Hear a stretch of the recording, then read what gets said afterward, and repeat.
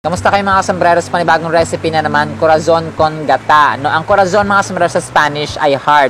Pero syempre hindi puso ng tao ang ating lulutuin, kundi puso ng saging. Medyo pangit ang panahon, ngayong alas 4 na nag-voice over ako, umuulan. Pero kanina po ay hindi gaanong umuulan mga sombreros, no? Pabugso-bugso lang yung konting ambon. Kaya nakapaghanap tayo at nakapanguha ng ating ingredient or main ingredient na puso ng saging. So maraming salamat po kay Lante Vilma sa LYR, no? Kasi kailangan din talagang kuhaan ng puso ng saging mga sombreros. Ayan, nabangga ka tuloy. Ayan, hindi kasi tumitingin. Hindi kasi sombrerong Dennis. So, 5 puso ng saging mga sombreros. Kailangan din kasing tanggalin yung puso ng saging mga sombreros, as I'm always saying, para lumaki at maging hitik ang bunga ng saging. So, 5 piraso po ang ating nakuha. So, kailangang balatan siya, yung outer part niya tatanggalin at saka yung medyo bata lang sa loob ang ating gagamitin at ating lulutuin mga sombreros. Nagpapakulo na rin pala ako ng tubig kasi kailangan kumukulo talaga ang tubig mga sombreros. Dito pala sa amin ay nilalagay ko ang ating mga nabubulok doon sa ating tinanim na durian at saka lanzones. Lanzones kasi namatay sa baha, pero itong durian, no, thank God at nabuhay sila.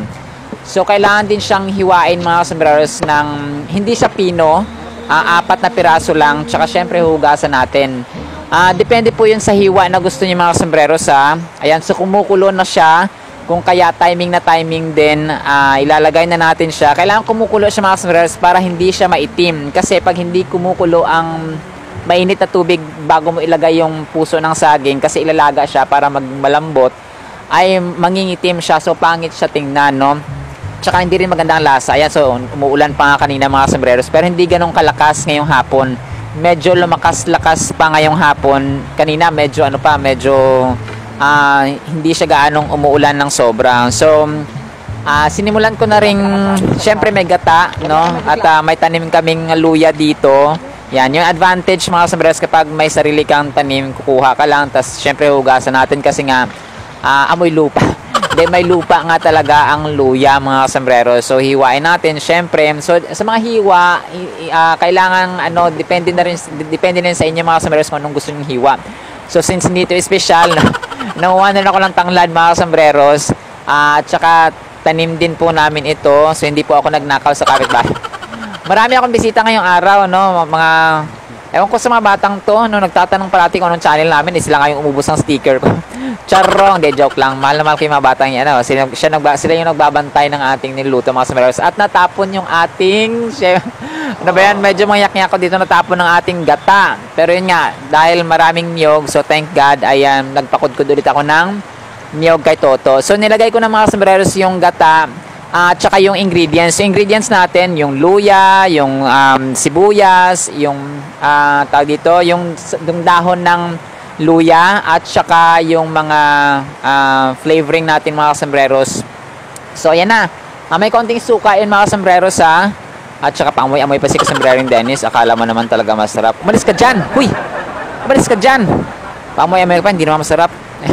Ayan, so joke lang po mga sombreros. Ayan mga sombreros at ito na mga sombreros, titikman na natin, no? Kunwari masarap. Kunwari ay nasasarapan tayo. Pero syempre hindi tayo nasasarapan. Medyo mabilis yung ating pagluluto mga sombreros, pero sundan nyo nila ng mga mata nyo yung mga ingredients natin, kung ano yung nilagay ko at saka ginawa ko. Malis ka na dyan!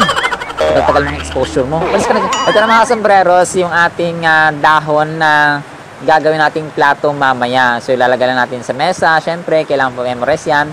So ayan na, ready ko na siya mga sombreros at saka dalawa kami ng nanay ko syempre, no, kumakain. So na-realize ko dito, napakabuti ng Diyos, no.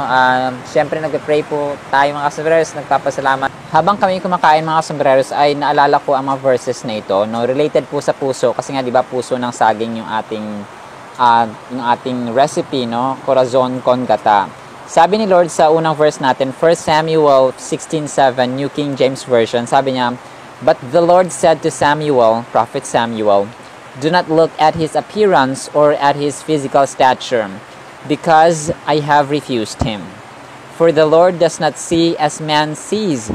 For man looks at the outward appearance, but the Lord looks at the heart." So ito mga sombreros, no, ang Diyos pala nakatingin sa ating puso. So napakahalaga ng ating puso ay pleasing, pure, at saka malinis. Kasi kung ano yung nasa puso natin, yun yung lumalabas sa bibig natin, di ba? Yung mga taong mga palamura, may mga taong mapagbigay, may mga taong masnurin sa magulang, may mga taong pasaway. So, yun po yung laman ng puso nila. Sabi nga ni Lord sa isa pang verse na Matthew 5:8, sabi niya, "Blessed are the pure in heart, for they shall see God." Ito ang konting kalabang dapat na alam mo. Ang gata mga sombreros ay nagmula sa niyog na may scientific name na Cocos nucifera. Alam niyo ba na napakayaman ng nutrients ng gata mga sombreros when raw or hilaw at saka half cooked? Meron itong protein, may water at saka natural fat. Meron itong dietary fiber, carbohydrates at saka calcium. Meron pang iron, potassium, magnesium at phosphorus. At maliliit na amounts ng sodium, zinc at copper. That's according sa Food Data Central ng Department of Agriculture ng United States of America or USDA. Kung kaya laging tandaan, wagi ang may alam kung kaya dapat alam mo. Muli po ito po si Kasombrerong Dennis nang sasabing ang buhay ay mas lalo nagiging masaya, mas lalo nagiging puno ng faith, hope, and love pag si Lord Jesus Christ na ating Panginoon, tagapagligtas at pag-asa. Muli po, maraming salamat po mga Kasombrerong sa mga sumasama sa journey ng learning, ng wisdom, ng knowledge. See you sa next segment at paalam! Bye-bye!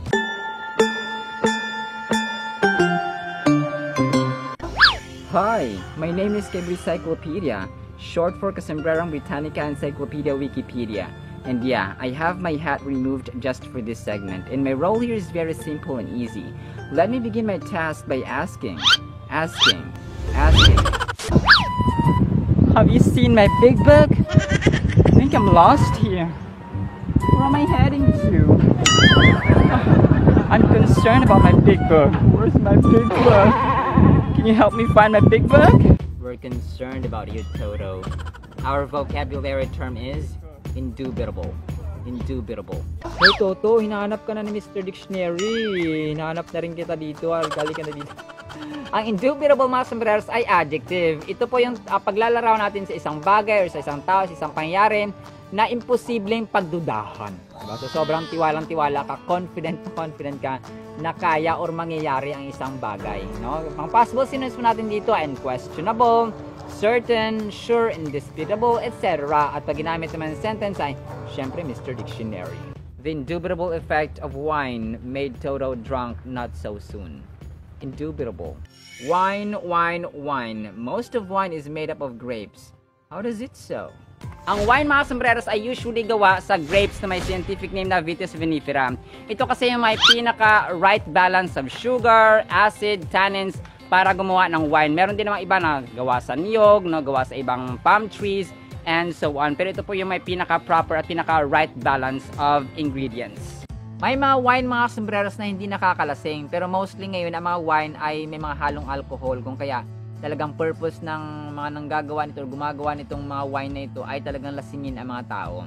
Basahin po natin about sa paglalasing. Galatians 5:21. Pagkainggit, paglalasing, walang habas na pagsasaya, at iba pang tulad nito, muli ko kayong binabalaan, ang gumagawa ng mga ito ay hindi magkakaroon ng bahagi sa kaharian ng Diyos or hindi makapasok sa langit. 1 Corinthians 6:10.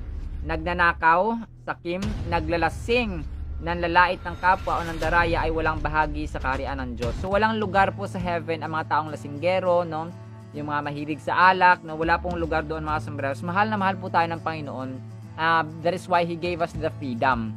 Pero yung freedom na yon ay ang question kung ginagamit ba natin sa tama or ginagamit natin sa mali.